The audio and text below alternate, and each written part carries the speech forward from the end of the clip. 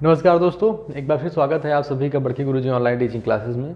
आज का जो हमारा टॉपिक है वो सिंधु सभ्यता का आखिरी टॉपिक है।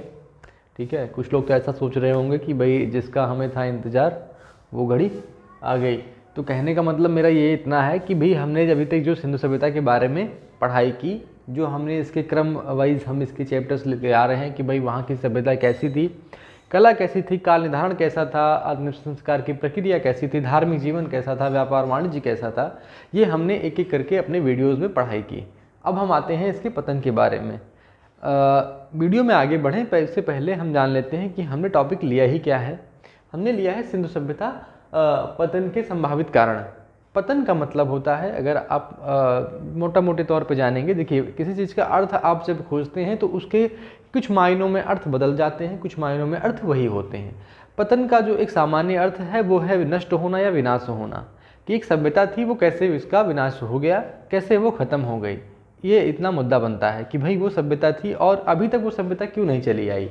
उस सभ्यता को होना था, जीवान तो होना था, अभी तक हमारे बीच में होना चाहिए था उन सभ्यता को, लेकिन वो सभ्यता एकदम से ख़त्म हो गई। 13 लाख वर्ग किलोमीटर में फैली सभ्यता, जो मांडा से दैमाबाद इधर आलमगीरपुर से सुतकांगड़ोर तक फैली हुई सभ्यता थी, वो अचानक एकाएक कैसे ख़त्म हो गई। ठीक है, तो जो इसका अनेक सारे मत हैं। ठीक है, तो मैंने जैसा आपको कहा कि पतन का सीधा सा अर्थ होता है विनाश होना। तो अगर मैं आपको एक छोटी सी चीज़ कहूँ तो ये जब सभ्यता थी वो थी 1750, इसका जो 2500 ईसा पूर्व से 1750 ईसा पूर्व। ठीक है, ये माना गया कि भाई ये इसकी काल निर्धारण इसका किसके कार्बन 14 प्रणाली से किया गया था, 2500 से 1750 ईसा पूर्व तक। कहने का मतलब जो इसका आखिरी स्टेज था वो 1750 तक माना गया था। ठीक है, लेकिन ऐसा तो था नहीं कि ये 1750 के बाद में एकाएक ख़त्म हो गई। तो ये माना जाता है कि 1800 ईसा पूर्व के करीब में इसका जो है क्या हुआ था, इसका एक तरीके से पतन शुरू हो गया था, एक क्रमिक पतन शुरू हो गया था। ठीक है, तो इसी के बारे में हम थोड़ा डिटेल से जानेंगे कि 1800 ईसा पूर्व में शुरू हो गया, 1750 आते आते ये ख़त्म ही हो गई। कहने का मतलब ये 50 सालों में ये सभ्यता, जो हज़ारों साल लग गए इसको बनाने में, बहुत सारे मत हैं इस सालों के बारे में, किसी ने 8000 कहा, किसी ने 4000 कहा। तो कहने का मतलब है जो हज़ारों साल लग गए। ठीक है, जिसमें आपके पास इतने विकसित नगर थे, हड़प्पा, मोहनजोदाड़ो माना जाता है सबसे विकसित नगर था। तो कहने का मतलब वो हज़ारों साल की सभ्यता मात्र अगर इसी के हिसाब से, हम इस डाटा के हिसाब से ही चलें तो 50 सालों में कैसे ख़त्म हो गई। ठीक है, देखिए किसी चीज़ को बनाने और बिगाड़ने को लेकर के ये बात बहुत ही सटीक बैठती है कि कोई भी चीज़ हो, अमूमन आप अपनी आम तौर पर जो ज़िंदगी में किसी भी चीज़ को आप ले लीजिए, उसको बनाने में क्या होता है, बहुत ज़्यादा समय लगता है। ठीक है, आप कोई भी चीज़ बनाइए, चाहे आप घर ही बनाइए, ईंट पत्थर जोड़ करके साल 2 साल या 6 महीने में एक घर तैयार करिए। ठीक है, लेकिन अगर आपको गिराना हो उसको, तो बिगाड़ना हो उसको, तो एक जेसीबी लेके आइए, 2 मिनट में गिरा के चली जाएगी।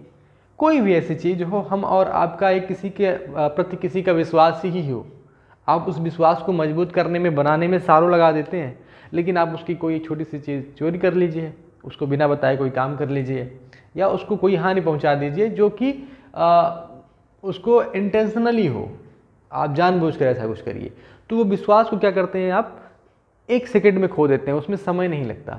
ठीक है, जितना आपको बनाने में लगा उसको खोने में नहीं लगता। तो वही हाल कुछ इस सभ्यता का भी है कि भले सभ्यता को हज़ारों साल लग गए, लेकिन इस 50 सालों में क्या हुआ, ये सभ्यता एकदम हमारे बीच से चली गई। ठीक है, कि इस सभ्यता का हमें बस केवल अवशेष ही प्राप्त हुए। वीडियो ज़्यादा आगे नहीं बढ़ाते हैं, बात कर लेते हैं कि भाई इनको जो पतन है, क्योंकि हमने क्या है, इनकी जो लिपियाँ में मिली हैं वो हम पढ़ नहीं पाए अभी तक, तो इस सभ्यता के संदर्भ में अभी बहुत कुछ खोजा जाना बाकी है। कहने का मेरा मतलब है कि भाई वहाँ पर जो विद्वान थे, अनेक विद्वानों ने अपने अलग अलग मत दिए, किस विद्वान ने क्या मत दिया ये क्वेश्चन पूछा जाता है, यही क्वेश्चन 1 लाइनर में बनता है। तो अगर आपको पूछा जाएगा तो इस तरीके से जो क्वेश्चन मैंने आपको लिखे हुए कि भाई ये रीजन दिए उन्होंने और ये इसके प्रतिपादक हैं, प्रतिपादक का कहने से मेरा तात्पर्य है कि ये विद्वान थे जो इन्होंने कहा कि भाई ऐसा हो सकता हो कि इस वजह से ये सभ्यता विलुप्त हुई हो, या ये सभ्यता जो है पतन हुई हो, इस सभ्यता का क्या हुआ हो, पतन हुआ हो। तो चलिए वन लाइनर में पूछा जाएगा, इसके बारे में थोड़ी सी हम क्या कर लेते हैं, आपको पहले जानकारी देते हैं, बाद में इसका थोड़ा डिटेल से हम जानेंगे कि इसके बारे में क्या था क्या नहीं था। ठीक है, चलिए पहला जो इसका रीजन आता है, जो बहुत ही एक तरीके से मैं बात करूं कि बड़ा ही संदिग्ध रीजन भी है और काफ़ी विवादास्पद रीजन भी है। ठीक है, उसका कारण क्या है कि पहला ये कहा गया था कि आर्यों का आक्रमण, ठीक है, सॉरी, ये पहला कहा गया था विदेशी आक्रमण, बाद में इसको चेंज कर दिया गया आर्यों के आक्रमण में। चेंज नहीं कर दिया गया, कहने का मेरा मतलब था कि पहले विदेशी आक्रमण कहा गया, उसको कहा था ये गार्डन चाइल्ड जी ने ऐसा कहा कि यहाँ पर कुछ विदेशी आक्रमण हुआ होगा जिसकी वजह से क्या हुआ होगा, ये सभ्यता खत्म हो गई होगी। लेकिन वो विदेशी थे कौन, तो उनको जो है ये मार्टिनर व्हीलर साहब ने क्या बोला कि नहीं, ये जो विदेशी थे ये आर्य थे। ठीक है, इसके बारे में भी हम थोड़ा डिटेल में जानेंगे। फिलहाल अभी के लिए आप देखिए कि आर्यों का आक्रमण या विदेशी आक्रमण के अगर जिक्र करता है, अगर सेपरेट जिक्र करता है, वो बोलता है कि नहीं विदेशी आक्रमण किसने कहा, तो विदेशी आक्रमण ध्यान रखिएगा आप, गार्डन चाइल्ड जी ने कहा है। ठीक है, यहाँ पर मैं थोड़ा सा इसको स्पष्ट कर देता हूँ आप सबके लिए। ठीक है, अगर हम बात करेंगे विदेशी आक्रमण की, किसकी, विदेशी आक्रमण की, ठीक है, तो वो कौन होगा, वो होंगे हमारे गार्डन चाइल्ड जी।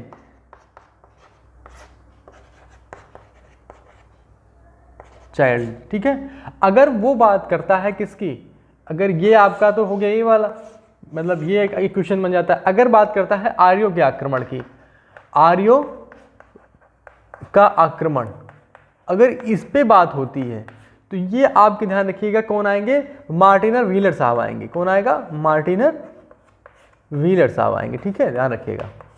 तो ये क्वेश्चन बन सकते हैं और बने भी हुए, कुछ शायद पूछे भी गया है एग्जाम्स में। अगर इसमें एक कहता है आर्यों का आक्रमण या विदेशी आक्रमण, या आक्रमण के बारे में किसने सिद्धांत दिया, तो उसमें बहुत सारे लोग हैं, मार्टिनर व्हीलर साहब है, गार्डन चाइल्ड जी हैं, स्टुअर्ट पिगॉट है। तो इन तीनों लोगों का ये मानना था कि नहीं, ये सभ्यता किससे खत्म हुई, ये सभ्यता खत्म हुई है आक्रमण से। किसी ने, कोई बाहरी लोग आए जिन्होंने आक्रमण किया और इस सभ्यता को क्या किया, पूरी तरीके से नष्ट कर दिया। ये सभ्यता कितनी कारगर रही, ये प्रमाण कितना ठोस है, इसके बारे में आगे जानेंगे। फिलहाल हम इतना जान लेते हैं कि भाई किसने क्या प्रतिपादन किया। ठीक है, तो महामारी दिया है यूके कैनेडी साहब ने। इस महामारी के बारे में जो है यहाँ पर यूके कैनेडी साहब ने क्या दिया है, इसके बारे में अपना मत दिया है कि भाई वहाँ पर कुछ महामारी फैली होगी। जैसे अभी आपने देखा पिछले साल 2 सालों में एक कोरोना महामारी से भी लोग पीड़ित थे, तो ऐसी कुछ महामारी भी वहाँ हो सकती रही होगी। हालांकि इसके बारे में, प्लेग के बारे में बहुत लोगों का कहना है।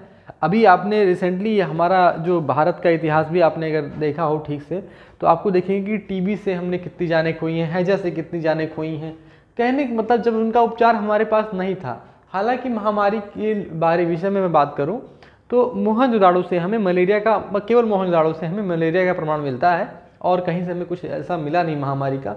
लेकिन ऐसा इन्होंने क्यों कहा, इसके बारे में आगे जानेंगे। ठीक है, कुछ लोगों ने कहा कि भाई बाढ़, ये इंपॉर्टेंट ध्यान रखिएगा, आर्यों का आक्रमण, ठीक है, बाढ़ भी आपका इंपॉर्टेंट है। ये बाढ़ को याद रखिएगा किस किस ने कहा है, जॉन मार्शल जी ने कहा है, मैके जी ने और एसआर राव। ये जो तीनों लोग थे, इन्होंने किसका बोला कि भाई, इन्होंने मत था कि वहाँ बाढ़ आई होगी, ठीक है, और बाढ़ से क्या हुआ होगा, तो जो है बाढ़ सब कुछ बहाकर ले गई। आपने भी देखा होगा उत्तराखंड में किस तरह की त्रासदी मची थी। और बाढ़ ऐसा नहीं कि 1-2 बाढ़, हम बहुत सारी बाढ़ का ऐसा जानते हैं, लेकिन ऐसा नहीं था कि बाढ़ के बाद फिर से वहाँ पर निवास नहीं हुआ। बाढ़ की बात कर लें तो हमें शायद मोहनजोदाड़ो से कई लेयर्स मिली हुई हैं, बालू की कई लेयर्स मिली हुई हैं, रेत नदी है, जो नदियों से बहा कर लाई जाती हैं रेत, और कुछ नए टीलों का निर्माण भी मिला हुआ है। तो इससे कहा जाता था कि वहाँ पर हो सकता है बाढ़ आती रही होगी और बाद में फिर निर्माण होता रहा होगा, बाढ़ आई गई फिर निर्माण हुआ होगा। लेकिन ऐसा भी हो सकता होगा कि भाई इस बार या दूसरी तीसरी बार जो बाढ़ आई होगी वो काफ़ी भयानक रूप से आई होगी, जिसकी वजह से क्या है, वो सारी सभ्यता को बहाकर ले गया, उनको वहाँ पर, लोगों को वहाँ पर जो है वहाँ से स्थापित करने के लिए, वहाँ से अपना जो घर छोड़ने के लिए मजबूर कर दिया गया होगा। ठीक है, उस बाढ़ द्वारा। तो बाढ़ का भी रीजन आता है, उसके बारे में आगे चर्चा करते हैं। ठीक है, भूकंप और प्रशासनिक शिथिलता।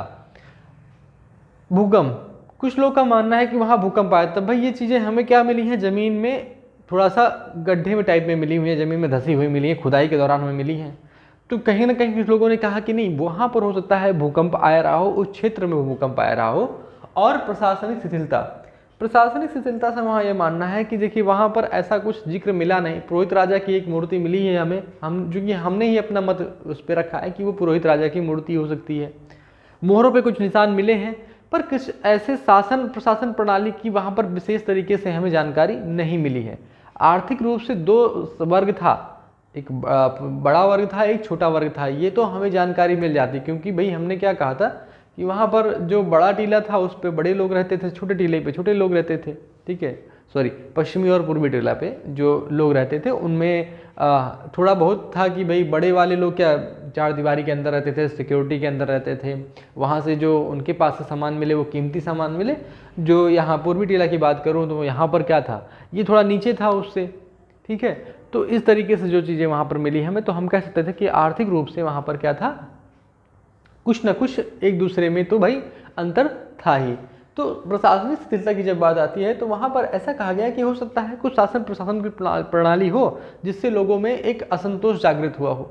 ठीक है, लेकिन फिर भी ये उतना सटीक नहीं बैठती। जित आज के विद्वानों के विषय में बात करूं तो आज के लोग इतना सटीक इसको नहीं मानते। हो सकता है एक आध दो शहर या नगर की बात हो सकती है, लेकिन पूरी सभ्यता का इसके बेस पे कह देना कि ये पूरी सभ्यता समाप्त होती है या इस सभ्यता का पतन होता है, वो भी प्रशासनिक शिथिलता के कारण, ऐसा हजम करने में थोड़ा सा मुश्किल होती है। ठीक है, चलिए, हालांकि ये जो मत दिया है भूकंप और प्रशासनिक शिथिलता का, वो जॉन मार्शल जी ने ही दिया हुआ है। ठीक है, और बात करें वनों का कटाव, संसाधनों की कमी, पारिस्थितिकी असंतुलन। देखिए ये एक प्राकृतिक कारण है, प्राकृतिक कारण में भी आते हैं। अगर पूछ लेता है कि प्राकृतिक कारण किसने दिया, प्राकृतिक कारण में से घुमा फिरा के थोड़ा बहुत पूछा जा सकता है, लेकिन ये प्राकृतिक कारण में इसलिए आता है क्योंकि वन किससे संबंध करते हैं, वन आपके प्रकृति से संबंध करते हैं। ठीक है, तो फेयर सर्विस जी ने क्या कहा कि भाई वहाँ पर क्या हुआ कि वनों का कटाव हुआ, जंगलों को क्या, नगरीय सभ्यता थी, तो नगरीय सभ्यता में आपने वहाँ देखा होगा कि भाई वो लोग क्या करते थे, ईंट के निर्माण हो, चाहे बर्तन का निर्माण हो, चाहे क्या हो, घर का निर्माण हो। आपने एक चीज़ और भी देखी होगी कि कालीबंगा में क्या हमें मिला था, एक सेकेंड में इसको थोड़ा सा रेज करता हूँ।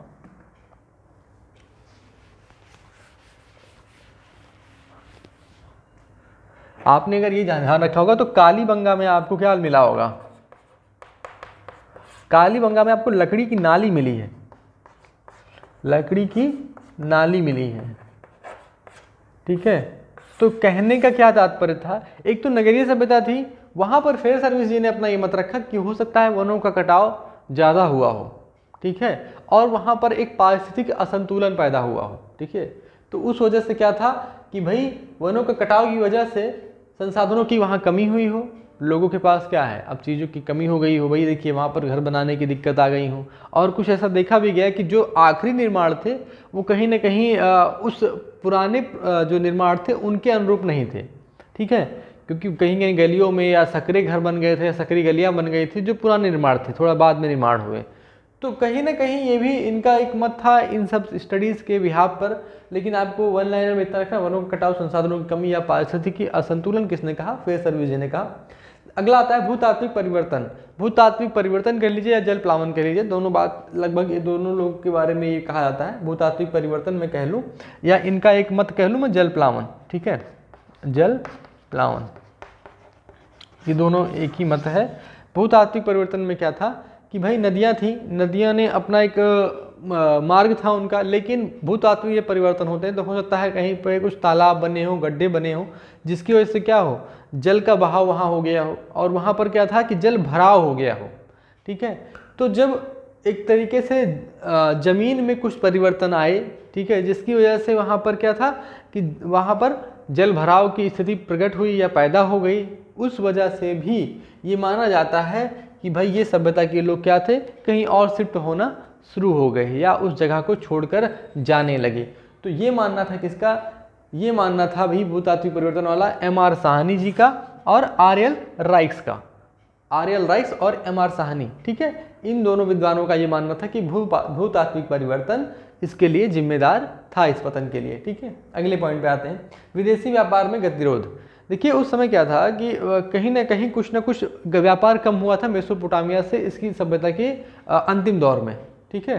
अंतिम दौर की मैं बात कर रहा हूँ कि भाई इस सभ्यता का जब अंतिम दौर चल रहा था, उस सभ्यता में कुछ व्यापार में बहुत हराश आया था। हराश का मतलब कमी आई थी, जिस वजह से ये कहा गया कि इसके द्वारा ये 3-4 लोगों का मत है, ये कहा गया जॉर्ज डेल्स, ठीक है। एक सेकेंड में थोड़ा सा हाईलाइट कर देता हूँ इसको। ये देखिए यहाँ पर जॉर्ज डेल्स, लैम्ब्रिक, ये WF अल्ब्राइट, ठीक है। ये जो 3 लोग थे, जॉर्ज डेल्स, लैम्ब्रिक और WF अल्ब्राइट, इनका कहना था कि विदेशी व्यापार में गतिरोध की वजह से, इन्होंने देखिए जिक्र किया है किसका, विदेशी व्यापार का। हालांकि ऐसा तो नहीं था, हम खाने पीने के सामान तो उगा ही दिया करते थे, गेहूं जौ जो भी चीज़ें रह गई, ठीक है। धान के भी कहीं कहीं साक्ष्य हमें मिले हुए हैं, कपास हम पैदा ही करते थे। तो कहने का मतलब अगर विदेशी व्यापार नहीं भी होता था तो हम अंतर्राज्यीय जो है, अंतर्राष्ट्रीय नहीं कर सकते, तो अंतर्राज्यीय डोमेस्टिक जो था वो व्यापार तो कर ही सकते थे। और उसके बिहाफ पे हम ये कह सकते हैं कि भाई खाने पीने का सामान तो हमें मिल ही जाता।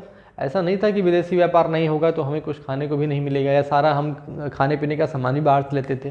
तो कहीं ना कहीं ये भी उतना सटीक नहीं बैठता, लेकिन इन्होंने किसने दिया है भाई, ये जो तीनों विद्वान थे इन्होंने भी ये मत दिया हुआ है। सूखा की बात करें, शुष्कता की, गुरुदेव सिंह जी ने दिया हुआ है, जो कि जलवायु परिवर्तन से भी मेल खाता जाता है। जलवायु परिवर्तन किसने दिया है, ध्यान रखिएगा जलवायु परिवर्तन के बारे में ऑरेल स्टाइन और अमलानंद घोष इनका नाम है, ध्यान रखिएगा अमलानंद घोष नाम है पूरा इनका, ठीक है। तो इन साहब ने क्या दिया है कि भाई जलवायु परिवर्तन की वजह से भी हो सकता है कि वहाँ पर क्या हो, जलवायु परिवर्तन आज के समय में भी बड़ी चुनौती बनी हुई है, ठीक है। विश्व के साथ क्लाइमेट चेंज एक बहुत बड़ी चुनौती है, ठीक है। आज भी एक मैंने जल्दी में एक पत्रिका पढ़ी थी, उसमें कहा जाता है कि जलवायु परिवर्तन की वजह से जो है तकरीबन 17 लाख मौतें प्रतिवर्ष हो रही हैं विश्व में, ठीक है। आप सोच सकते हैं कि किस बड़े दौर में ये त्रासदी से हम गुजर रहे हैं। कहने का मतलब था अगर आप इन पूरी चीज़ों को एक बार ध्यान से देखिए तो कहीं ना कहीं आपको इसमें नेचर और ह्यूमन का दोनों का मिला जुला संयोग नज़र आता है, ठीक है। कहीं न ऐसा नहीं था कि नेचर ने केवल या प्रकृति ने ही केवल उस चीज़ को समाप्त कर दिया हो, कहीं ना कहीं लोगों के द्वारा भी उसका दोहन किया गया, या कुछ न कुछ उनके द्वारा भी ऐसी चीज़ें की गई जिसमें उन्होंने प्रकृति से छेड़छाड़ की। और प्रकृति से छेड़छाड़ का खामियाजा आप इतिहास के पन्ने खोलिए, आपको देखने को मिलेगा कि अगर आपने प्रकृति से छेड़छाड़ की तो उसके लिए मेरे ख्याल से कोई विकल्प नहीं बचता। प्रकृति दूसरा अवसर आपको नहीं देती, इसलिए ये हमारे लिए भी एक सीख का मतलब बनता है कि कहीं ना कहीं अगर ये सभ्यता इतनी बड़ी सभ्यता आई चली गई तो कहीं ना कहीं आपको ये सोचना पड़ेगा कि आखिर ऐसा क्या हुआ होगा। और ये बात तो तय है कि प्रकृति से छेड़छाड़ हुई थी, ठीक है, उसमें भी व्यक्ति का योगदान था, कुछ ना कुछ लोगों ने भी भाई विकसित नगर बन गए थे, ठीक है। अब सब कुछ उनके पास सुविधाएं भी थी, ठीक है, भले पास उनके पास टेक्नोलॉजी नहीं था, लेकिन कहने का मतलब था कि उस सभ्यता का एकाएक ख़त्म होना आखिर क्या दर्शाता है, क्या उनकी गलतियां रही होंगी। तो कहीं ना कहीं प्रकृति का उसमें कुछ ना कुछ योगदान था। योगदान में कह लूँ या कह लूँ उसमें प्रकृति के कुछ कारण थे, ठीक है, प्राकृतिक कारण थे और कुछ न कुछ ह्यूमन मानव के कारण थे, ठीक है। तो ये आपके 9 रीजन है। इसके 9 रीजन के अलावा भी बहुत सारे मत आए हैं और अभी आ भी रहे हैं, क्योंकि जैसे जैसे लोग पढ़ते जा रहे हैं वैसे वैसे उसमें अनेक मत जुड़ते जा रहे हैं, ठीक है। चलिए, अब तक तो हमने इसको 1 लाइनर क्वेश्चन देखा, ये इम्पॉर्टेंट है, इससे ज़्यादा कुछ पूछा जाता नहीं है, तो इतना आप अगर याद कर लेते हैं तो मेरे ख्याल से आपके एग्ज़ाम के लिए सफिशिएंट है। चलिए आगे हम बढ़ते हैं, थोड़ा सा डिटेल में पढ़ते हैं। जिनको 1 लाइनर पढ़ना था या जानना था कि भाई इसके बारे में थोड़ी जानकारी मिल जाए, इतना सफिशिएंट है वीडियो। जिनको थोड़ा सा और यूपीएससी लेवल पे या पीसीएस लेवल पे थोड़ी सी जानकारी और इकट्ठा करनी है, वीडियो में आगे बने रह सकते हैं, ठीक है। चलिए हम थोड़ा सा इसको डिटेल में जानेंगे कि भाई आर्यों का आक्रमण, आर्यों का आगमन जो था वो माना जाता है 1500 ईसा पूर्व में, ठीक है, 1500 ईसा पूर्व में माना जाता है। ये 1750 में इनका कार्बन डेटिंग से माना जाता है, 1750 ईसा पूर्व इनका माना जाता है, ठीक है। कहने का मतलब था कि तकरीबन 250 साल का गैप था, ठीक है। अब जो 250 साल का गैप था तो इसके इसके बाद यहाँ पर आया कौन, जैसे कोई चीज़ घर में चोरी हो जाए, ठीक है, उस कमरे से चोरी हो जाए, अब उस कमरे में दूसरा व्यक्ति गया है, कोई दूसरा व्यक्ति गया, मान लीजिए जैसे घर का कोई सदस्य है, बाहर कोई सदस्य है, वो उस कमरे में दोबारा गया, वो वहाँ से कमरे से बाहर निकल आया। अब हमने भाई रिकॉर्डिंग देखी, हमने क्या बोला भाई, ये तो हमने जानकारी निकाली कि यार इस कमरे में इसके अलावा कोई नहीं गया, ठीक है, तो कहीं ना कहीं उसके ऊपर भी संदेह है, क्या होता है, चला जाता है।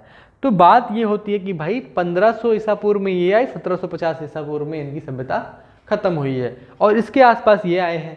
तो ऐसा माना जाता है कि कहीं ना कहीं आर्यों ने इन पर आक्रमण किया होगा, ठीक है। दूसरा तर्क किया था, एक हमें मिलता है ऋग्वेद, ठीक है, इसके बाद जो ये सिंधु घाटी सभ्यता है, इसके बाद वैदिक सभ्यता ही आती है, जो कि एक तरीके से आर्यों के जो आर्यों का आगमन है या आर्यों की ही सभ्यता के तौर पर माना जाता है। जो हमारी सांस्कृतिक सभ्यता है वो आर्यों की सभ्यता से ही मेल खाती है, या हम कह सकते हैं कि हमारी सांस्कृतिक सभ्यता किसकी है, आर्यों की सभ्यता से ही जुड़ी हुई है। तो जब ये, और इसमें सबसे बड़ी इंटरेस्टिंग बात ये जानते हैं क्या, कि आर्यों को अभी बहुत लोग जो अभी भी जो आर्य सेवा से जुड़े हुए हैं, आर्य समाज के लोग हैं, वो आर्यों को बाहर का नहीं मानते। कुछ लोगों ने इनके बारे में एक तर्कसंगत जो है चीज़ें दी हुई हैं कि आर्य बाहर के नहीं थे, आर्य यहीं के थे। तो हमने क्या कहा, इतिहास को अब दोहरे मापदंड पे पढ़ने की ज़रूरत पड़ गई है हमें, ठीक है। ऐसा क्यों है वो भी हम आपको बताएंगे, ठीक है। चलिए, तो हमें क्या मिला, एक ऋग्वेद मिला, जो भी वैदिक सभ्यता के बारे में हम वेदों से जानते हैं, ठीक है। तो हमें एक ऋग्वेद मिला, सबसे पुराना वेद यही माना जाता है। इसमें 2-4 वर्ड्स आए हुए थे, इसमें आए हुए थे हर्युपिया, हर्युपिया, हर्युपिया, ठीक है। इसमें एक वर्ड था पुरंदर, पुरंदर, ठीक है। इसमें एक वर्ड क्या था, पुरंदर, और इसमें एक वर्ड यातुमती आता है, ठीक है। ये सारे वर्ड आए थे। अब आप कहेंगे इन वर्डों से हमें क्या मतलब था, तो ऋग्वेद में जो ये हर्युपिया, ये पुरंदर, ये यातुमती आए थे, इनका ये मानना था कि भाई हर्युपिया जो यूज हुआ है वो हड़प्पा के लिए यूज हुआ है, पुरंदर जो शब्द था वो इंद्र के लिए यूज होता था, और इंद्र को दुर्गों का नष्ट करने वाला माना जाता है। और वहाँ घर कैसे बने थे, दुर्ग टीलों में बने हुए थे। तो कहीं ना कहीं ये लोगों ने इसको इससे भी कनेक्ट कर लिया। अच्छा, तो इसको कनेक्ट किसने किया, इसके बारे में जानते हैं, ठीक है। और एक था हमारा वर्ड यातुमती, ये कहा जाता है कि मोहनजोदाड़ो के लिए ही यूज किया गया था, ठीक है। चलिए, यहां पर 1934 के करीब में, 1934 के करीब में जो गार्डन चाइल्ड हैं, जी चाइल्ड लिख दे रहा हूं मैं, ठीक है, सॉरी गार्डन चाइल्ड लिख देता हूं मैं, गार्डन चाइल्ड जी जो हैं, ठीक है, इन्होंने ये बताया कि भाई विदेशी आक्रमण हुआ था, विदेशी आक्रमण हुआ था, ठीक है। और इन्होंने ये इसलिए कहा क्योंकि इनको बहुत सारे रीजन मिले, जैसे हमें क्या मिला मोहनजोदाड़ो से, एक ही घर से मोहनजोदाड़ो से, इनके जो रीजन थे कि मोहनजोदाड़ो से एक घर से हमें क्या मिले हैं, 13 कंकाल मिले हैं, ठीक है। और हमें बिखरे हुए आभूषण मिले हैं, वहाँ पर रोडों पे या सड़कों पे बिखरे हुए आभूषण भी मिले हुए हैं। तो आभूषण कैसी चीज़ होती है, वो तिजोरी में बंद करने वाली चीज़ होती है, या कहीं लोग संभाल कर रखते हैं आभूषणों को। तो आभूषण अगर बाहर लीजिए, बाहर ऐसे बिखरे पड़े हुए हैं, तो उसका भी कुछ ना कुछ मतलब निकलता है कि आखिर क्यों पड़े हुए हैं। एक घर से 13 कंकाल मिले हुए हैं। दूसरा था कि एक कंकाल हमें ऐसा मिला हुआ जिसके माथे पर चोट थी, माथे पर क्या थी, चोट थी। ऋग्वेद का एक जो इन्होंने दिया तो दिया ही, एक माथे पर उसके चोट थी कंकाल के। हालांकि हमने आपको क्या बताया, युद्ध के कोई साक्ष्य नहीं मिले हैं इस सभ्यता से, ना ही कोई हमें हथियार के साक्ष्य मिले हैं, ऐसे भाला मिला हो, चाकू मिली हो, बड़ी सी तलवार मिली हो, ठीक है, लड़ाई युद्ध के कोई सामान मिले हो, हमें ऐसा कुछ हमें मिला नहीं है इस सभ्यता से। तो हम ये मान ही नहीं सकते कि भाई वहाँ कुछ ऐसा युद्ध रहा होगा।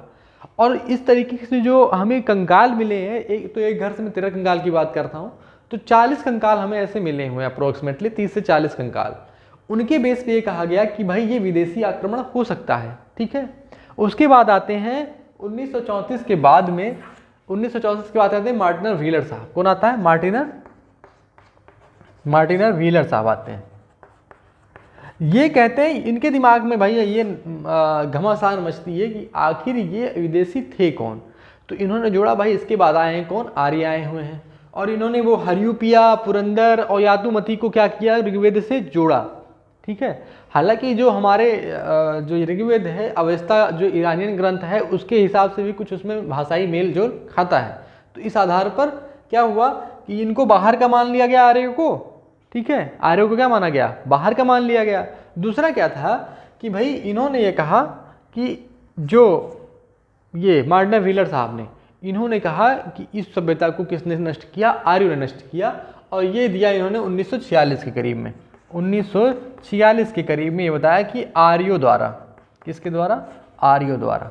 ठीक है, ये इन्होंने 1946 के करीब में दिया हुआ है। ठीक है, मैं यहाँ लिख देता हूँ 1946 के करीब में ये मत इन्होंने प्रतिपादित किया। हालांकि अभी भी बहुत लोग का जो इसका खंडन करता है वो ये करता है कि जो सिंधु घाटी सभ्यता थी वो कैसी थी, नगरीय सभ्यता थी।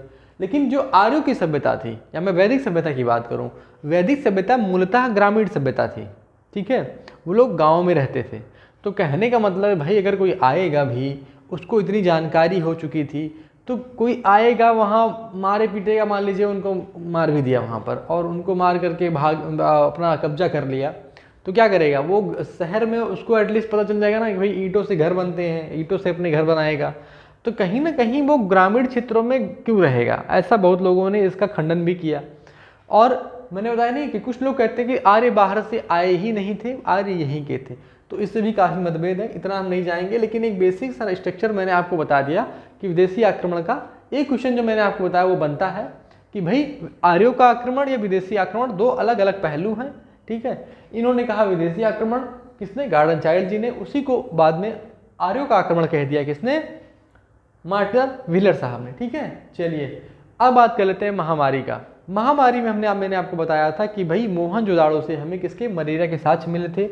प्लेग से भी वहाँ पर कुछ मृत्यु हुई थी ऐसा माना जाता है। कुछ यत्र तत्र से रोड पे क्या है, आप चल रहे हैं ना, रोड पे भी कुछ कंकाल हमें मिले थे। ठीक है, अब कहने का मतलब है आपको रोडों पे अगर कंकाल मिल रहे हैं, सड़कों पे मिल रहे हैं, तो उसका क्या मतलब हो सकता है, क्योंकि वहाँ पर क्या था कि जो अंतिम संस्कार का समाधान का क्या थी, एक प्रक्रिया थी। भाई अगर किसी की मृत्यु हो जाती थी तो उसको बाकायदा लोग चाहे ज़मीन में दफनाते थे, जैसा मैंने आपको पढ़ाया है वीडियो में, ज़मीन में दफनाते थे, आग लगा देते थे, या उसका जो है आंशिक समाधान करते थे। ठीक है, या कलश समाधान करते थे। लेकिन वहाँ पर अगर अस्थियों को ऐसे रोड पर पड़ी हुई हैं तो उनका कुछ नहीं किया गया है। इसका मतलब क्या था कि भाई वहाँ पर किस तरीके की महामारी हो सकता है महामारी फैली रही हो, लेकिन महामारी से इतनी बड़ी सभ्यता का खत्म होना भी कहीं ना कहीं एक गतिरोध पैदा करता है। ठीक है, जैसे आपने कहा था भी आर्यों के आक्रमण ने, तो आर्यों के आक्रमण से इतनी बड़ी सभ्यता को नहीं खत्म कर सकते कि आप मान लीजिए आर्य आएंगे भी या कोई विदेशी आएगा भी, तो जो आपके हड़प्पा शहर या सिंधु घाटी, सिंधु नदी के पास के इलाके हैं उनको खत्म कर सकता है।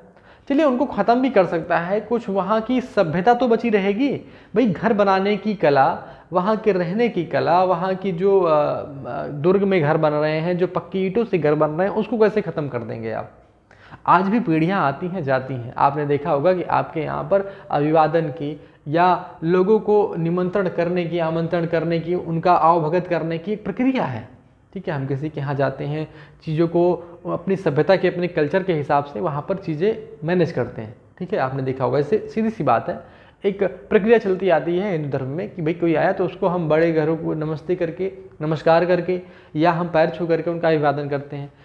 वो पीढ़ियाँ आती चली गई हैं, लेकिन वो सभ्यता आज भी जिंदा है ना, चली आ रही कि नहीं आ रही है। तो वो इनकी तो क्या कोई सभ्यता ही नहीं जिंदा थी, इनकी मैं बात कर रहा हूँ कि भाई सिंधु घाटी की सभ्यता ही खत्म हो गई। तो आप इन चीज़ों को कैसे कह सकते हैं कि भाई वो सभ्यता ही खत्म हो जाएगी। आक्रमण हुआ होगा, भाई आपने देखा होगा कि हिंदुस्तान में भी कितने आक्रमण हुए हैं, तो क्या हमने सभ्यता खत्म ही कर दी? कहीं न कहीं किसी न किसी रूप में जीवांत है, लेकिन वो सभ्यता पूरी तरीके से ख़त्म हो चुकी है। इस सभ्यता की बात करूँ तो ये थोड़ा सा समझने में लोगों को ये लगा कि नहीं भी ऐसा नहीं हो सकता, इसका लोगों ने खंडन। महामारी का भी खंडन हुआ। बाढ़ की बात कर लें तो जैसे यहाँ पर बाढ़ के बारे में भी थोड़ा सा इंटरेस्टिंग ये है, क्योंकि बाढ़ का हर जगह का तो नहीं था, जैसे आपका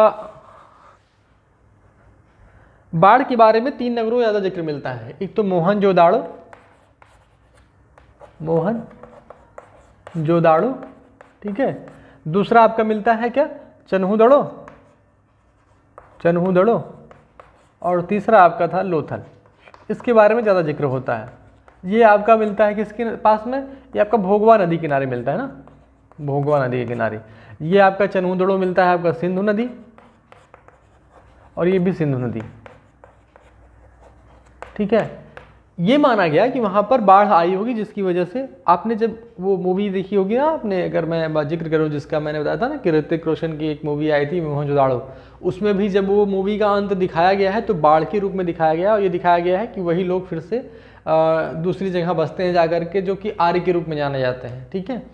तो ऐसा भी कहा गया कि भाई बाढ़ आई होगी, और ये जो नदी के किनारे नगर थे, तो चलिए ये तो मान लिया जाए कि नदी के किनारे के नगर खत्म हो गए होंगे, पर ऐसा तो नहीं था, उनके हाथों में कला नहीं थी, वो जाकर के कहीं और कुछ बना सकते थे।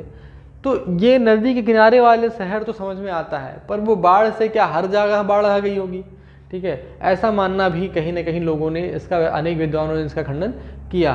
तो ये मोहनजोदाड़ो के लिए इन्होंने दिया था, जॉन मार्शल साहब ने दिया था, ठीक है। और मैके साहब ने दिया था किसके लिए, इसका मैके साहब ने दिया, ध्यान किया, मैके, इसका जॉन मार्शल, ठीक है, इसका जॉन मार्शल। और लोथल के बारे में दिया था SR राव साहब ने, किसने, SR राव। इन्होंने जो है बताया कि भाई लोथल हो सकता है बाढ़ से चपेट में आया रहा हो, ठीक है। हालांकि मैंने आपको पहले ही बताया था कि सिंधु घाटी सभ्यता ऐसी सभ्यता थी जो सिंधु नदी या उसकी सहायक नदियों के आसपास विकसित हुई थी, ठीक है।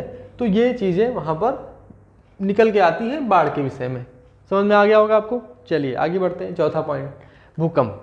भूकंप क्यों माना गया, ठीक है। भूकंप में एक जो है सिस्मोग्राफिक जोन आता है, ठीक है। सिस्मोग्राफिक जोन का मतलब क्या होता है, देखिए मोटा मोटा मैं आपको बताऊं, ऐसा जोन होता है जैसे अगर कुछ चीज़ों को जो धरती के हिस्से हैं या विश्व जो आपका पृथ्वी का हिस्सा है, उसमें कुछ कुछ सिस्मोग्राफिक जोन्स निकाले गए हैं कि भाई यहाँ भूकंप ज़्यादा आते हैं। जैसे आपने सुना होगा ना, जापान में बहुत ज़्यादा भूकंप आते हैं। तो कहने का मतलब क्या, उनका जो उस सिस्मोग्राफिक जोन में है कि अगर छोटा सा भी एक लहर आती है या छोटी सी भी कोई कंपन होता है, तो वो जापान में ज़्यादा इफेक्टिव होगी इन कंपैरिजन टू यहाँ के, ठीक है। तो कहने का मतलब क्या था कि जो सिस्मोग्राफिक जोन होते हैं उसमें ये सभ्यता पड़ती थी।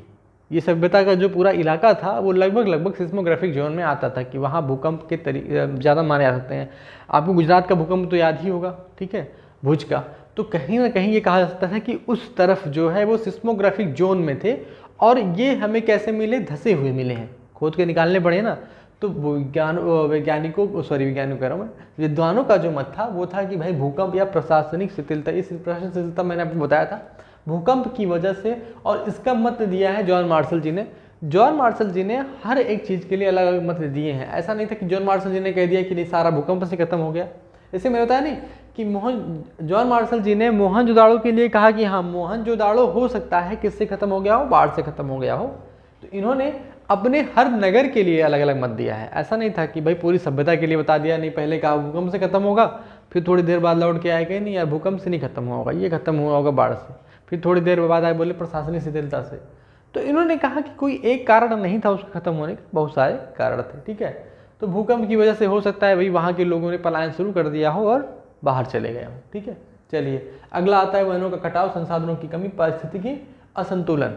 पारिस्थितिकी असंतुलन का मतलब यही था कि भाई वहाँ पर आपने जब वनों का कटाव ज़्यादा किया, शहर एक तो शहर था, और आज भी आप देख रहे होंगे कि जिस तरीके से शहरीकरण हो रहा है और वनों को जिस तरीके से सिमट जा रहे हैं, क्या है वनों क्या हो रहे हैं एकदम सिमट उठ रहे हैं कि वो क्या हो रहे हैं एक अब जहाँ पहले बहुत ज़्यादा आपने देखा होगा जंगल रहते थे, जहाँ पेड़ रहते थे, 2-4 वहाँ फ्लैट बन गए हैं, वहाँ बड़े बड़े घर बन गए हैं, और जो वन थे जो जंगल थे वो सिमट के रह गए हैं एक गमले में, घरों के गमले में सिमट के रह गए, ठीक है।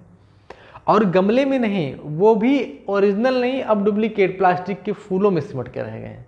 तो कहीं ना कहीं प्राकृतिक का इतना असंतुलन, इतना दोहन अगर किया जाएगा, तो मैंने आपसे क्या कहा था कि प्रकृति क्या जब वो रिटर्न बैक आता है ना, कि आप उस चीज़ को झेल नहीं पाएंगे। ठीक है, जब भी इस तरीके की असमंजस की स्थिति पैदा होगी, और आज बहुत से नगरों में पैदा हो चुकी, बहुत से जगहों की वायु इतनी जहरीली हो चुकी है, ठीक है, जलवायु परिवर्तन में इतना चेंज आ गया है कि आप उसका अंदाज़ा नहीं लगा सकते हैं। और ये समय रहते अगर हम नहीं सुधरते हैं, हमने प्रकृति पर ध्यान नहीं दिया, तो इसके आने वाले समय में बड़े गंभीर परिणाम आपको भुगतने पड़ेंगे। ठीक है, चलिए आगे बढ़ते हैं। बात करें भूतात्विक परिवर्तन की, जैसे मैंने आपको बताया कि वहाँ की ज़मीनों में हो सकता है कुछ परिवर्तन हुआ हो, जिससे जल प्लावन बढ़ गया हो, जल भराव बढ़ गया हो, उस वजह से क्या हुआ हो, वहाँ पर लोगों ने उसको छोड़ करके वहाँ से निकल गए हों, या उस इलाके को पूरा उन्होंने छोड़ ही दिया हो। ठीक है, विदेशी व्यापार में गतिरोध, ऐसा क्यों कहा जाता है? क्योंकि आखिरी समय में ये देखा गया था कि भाई जो वहाँ पर मोहर थी, बाट थी, ठीक है, इनमें बड़ी कमी आ गई थी। जो सभ्यता का जो आखिरी समय था, आखिरी दौर था, उस सभ्यता में हमारे जो व्यापार थे, विदेशी व्यापार थे, उसमें बहुत गिरावट आई थी। विदेशी व्यापार में ह्रास आया था।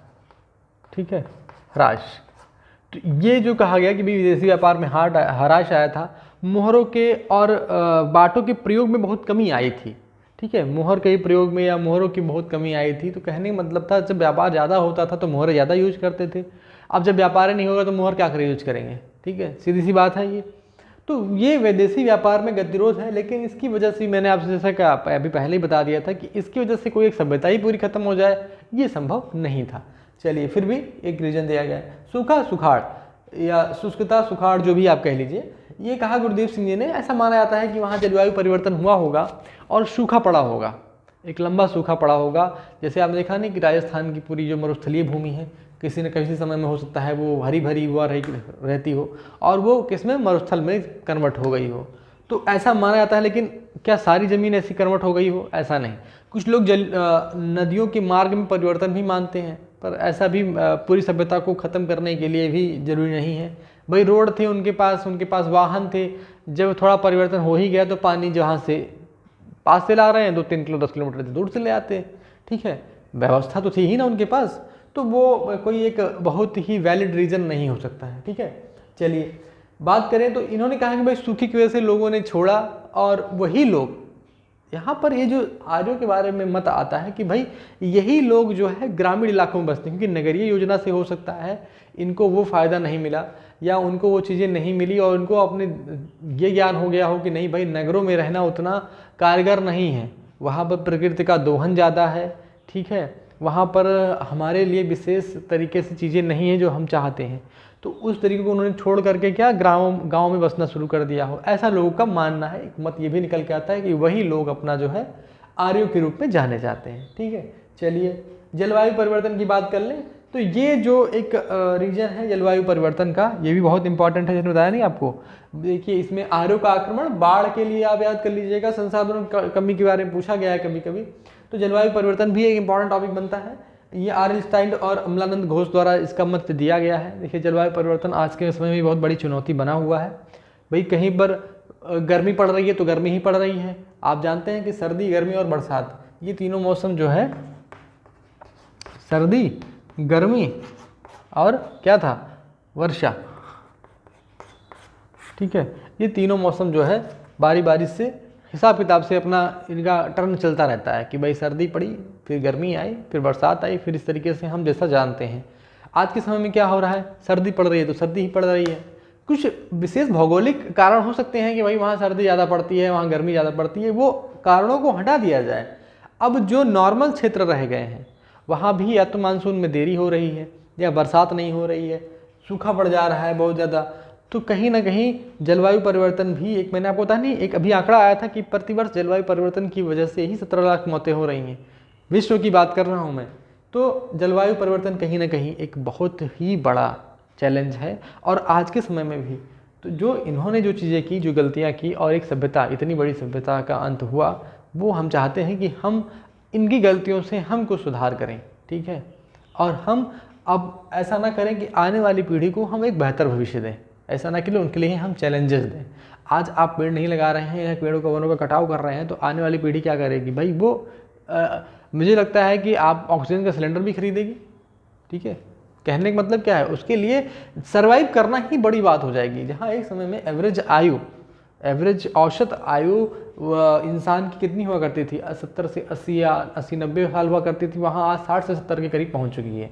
तो कहीं ना कहीं ये भी एक सोचने का विषय है, जो यहाँ पर ये वैज्ञानिकों का मत आया है, ठीक है। इसके बारे में मेरे पास बड़ा इंटरेस्टिंग एक रियल लाइफ एक्सपेरिमेंट है, वो मैं थोड़ा आपके साथ शेयर करता हूँ, ठीक है। तो जो मैं बात कर रहा हूँ आपसे, एक रियल लाइफ एक्सपेरिमेंट की, ठीक है। वो कुछ ऐसा है कि होता क्या है कि भाई मैं जस्ट एक जॉब के सिलसिले में जो है दिल्ली से मूव कर रहा था एयरपोर्ट से। तो मेरी फ़्लाइट थी लगभग दिल्ली से ही थी, कनेक्टिंग फ़्लाइट थी। तो मैं दिल्ली जाता हूँ, दिल्ली से मैं वहाँ से, एक बुजुर्ग दंपत्ति थे मेरे, वहाँ पर जो होता नहीं टर्मिनल के पास में सीट खाली पड़ी होती है, तो उस सीट पे था, तो वहाँ पर मैं बैठा हुआ था। तो वो इंटेंशनली उन्होंने पूछा कि अच्छा आप कहाँ जा रहे हैं। मैंने बताया उनको मैं वहाँ जा रहा हूँ। तो बोले कि अच्छा ठीक है। तो बोले यार आप जो है हम भी वहीं जा रहे हैं, और ये कब तक आने वाली है, फ़्लाइट कब तक आने वाली है। तो मैंने कहा कि अच्छा आपकी फ़्लाइट है कौन सी। तो उन्होंने कहा कि मेरी जो है 90 नंबर फ़्लाइट है। तो मैंने कहा यार 90 नंबर कैसे, तो कोई जिक्र था नहीं ना, वहाँ कहीं स्क्रीन बोर्ड पे डिस्प्ले हो रहा था ना, ऐसा कुछ था वहाँ पर। मैंने कहा 90 नंबर फ़्लाइट आपकी है। मैंने कहा आप थोड़ा सा अपना वो बोर्डिंग पास मुझे दिखाइए। तो उन्होंने क्या कहा कि भाई ठीक है, उन्होंने अपना बोर्डिंग पास निकाला और दिया मुझे। तो उसमें आप जानते क्या था कि इससे मेरा जो सेम फ़्लाइट थी दोनों की, तो उसमें ऐसे लिखा था ना, ये आपने कभी गो एयर की फ़्लाइट देखी होगी तो ऐसे लिखा रहता है, ये ऐसे करके यहाँ पर एयर लिख देते हैं वो लोग, ये गो एयर, ठीक है। आपने कभी देखिएगा, ठीक है। तो गो एयर की फ़्लाइट थी। तो कहने का मतलब क्या था कि वो बुजुर्ग आदमी थे, उनके पास जो उनकी क्षमता के हिसाब से नॉलेज थी, हो सकता है उन्होंने 1 2 3 4 5 6 7 या 1 2 3 4 ही पढ़ रखा हो अपने समय में। पहले पता है कि शिक्षा का स्तर, भाई पहले 7th 8th लोग पढ़े होते थे, और जो भी इतना पढ़े होते थे वो बहुत बड़े मतलब पढ़ाकू माने जाते थे। कुछ लोग तो विद्यालय तक नहीं गए हुए हैं, ठीक है। तो कहीं ना कहीं उनके लिए मुझे ये समझ में आया कि नहीं, इन्होंने अपना पूरा भरसक प्रयास किया और मुझे ये जानकारी दी कि भाई 90 नंबर उनकी फ़्लाइट है, ठीक है। तो ये बात मैंने अपने जीवन में देखी है कि वो बात यहीं भी यहाँ भी लागू होती है कि वहाँ पर जो विद्वान थे उन्होंने अपने हिसाब से दिया। मैंने चलिए ABCD पढ़ा हुआ है, तो मैंने इसको क्या पढ़ लिया, गो एयर पढ़ लिया। तो कहने का मतलब था जो भी जानकारियाँ थी, गलत वो भी नहीं है, गलत मैं भी नहीं हूँ, या सही मैं भी कह सकता हूँ अपने आप को, सही वो भी अपने आप को कह सकते हैं, क्योंकि जो यहाँ पर लिपि लिखी गई है वो उससे मेल खाती है जो उनको पढ़ाई गई है। लेकिन यहाँ पर जो चीज़ें मैंने पढ़ी वो एक्चुअल में जो वहाँ पर लिखी गई थी वो मैंने पढ़ी। तो कहीं ना कहीं जो एक होता नहीं है कि नज़रिए का जो फ़र्क होता है कि भाई वहाँ पर उन्होंने क्या देखा उस जगह पे खड़े होकर के, और मैंने उस जगह पे खड़े होकर के क्या देखा, तो वही बात इन पे भी निकल के आती है। तो जो मैंने आपको बेसिक में स्टार्टिंग में एक बात कही थी कि भाई जो इतिहास है वो दोहरे मापदंड से फिर से लिखा जा रहा है, तो कहीं ना कहीं आपको इससे अपडेट रहने की ज़रूरत है। फिलहाल आज की जानकारी इतना ही। अब हम अपना अगला टॉपिक अगले वीडियो में शुरू करेंगे, ठीक है। तब तक के लिए जय हिंद, जय भारत।